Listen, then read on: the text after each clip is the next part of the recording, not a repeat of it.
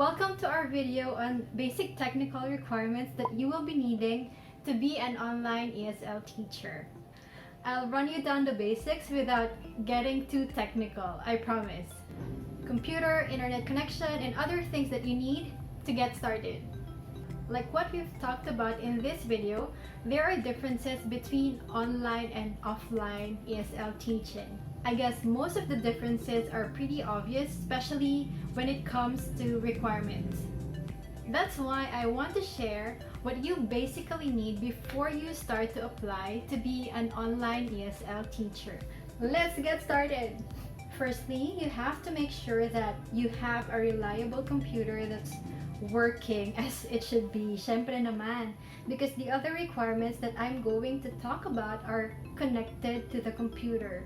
There's no specific laptop or desktop required, pero make sure na yung computer na meron ka kaya mag-run habang may naka-open na teaching platform, Google Chrome, dictionary.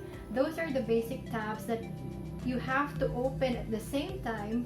So kung hindi kaya yon ng computer mo ngayon, I think it's time for you to buy a new one if you seriously want to work at home, or at least i-upgrade mo kung kaya pa yung CPU or yung processor and also yung memory.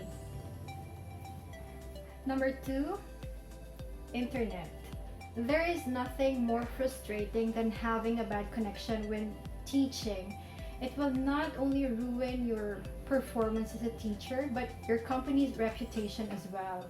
I know it's not your fault, given the internet service providers that we have here in the Philippines, but that's why you have to make sure that before you apply for an online teaching job, you have an internet connection that is fast enough to do video calls. Depende sa company kung ilan yung required speed nila, but most of the companies really require wired connections. Hindi yung Wi-Fi lang or data lang. Pwede yung mga yun for backup. Some or most companies conduct a series of speed tests, so you have a chance to fix any issues with your connection before you start. So do check out my next video kasi babanggitin ko doon yung required internet speed ng ilang ESL companies. Now let's move on to number 3, headset. There are computers that have great built-in speakers and microphones. However, if you're going to have online lessons, it's still best to invest in a headset with a microphone kasi ini-enhance niya yung audio, so mas clear yung dating both sides, kay teacher at kay student. That way, it also increases the effectiveness of your teaching.